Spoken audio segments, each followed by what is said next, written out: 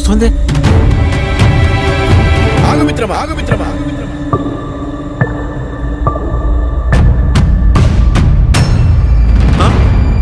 నన్ను చూసి కాదు రైతు సోదరా, నీ అజాగ్రత్తను చూసి భయపడు.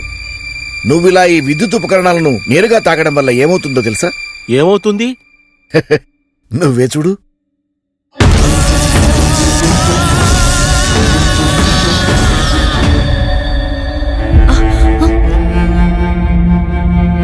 విద్యుత్ ఉపకరణాలను నేరుగా తాకడం వల్ల ఇంత ప్రమాదమా? చాలా ప్రమాదకరం. విద్యుత్ సమస్య చిన్నదైనా పెద్దదైనా అది సంబంధిత విద్యుత్ శాఖ వారి ఆధ్వర్యంలో మరమ్మతులు చేయించుకోవాలి. అంతేకాదు, షాక్ కి గురైన వ్యక్తిని నేరుగా తాకకూడదు. ఏమండి, అలా తాకిన వ్యక్తులు కూడా షాక్ కి గురై చనిపోయే ప్రమాదం ఉంది. మీ పొలాల్లో ఉన్న ట్రాన్స్ఫార్మర్ల ఫ్యూజ్ పోతే సంబంధిత సిబ్బందికి సమాచారం ఇవ్వాలే కానీ మీరు సొంతంగా వేసుకోకూడదు.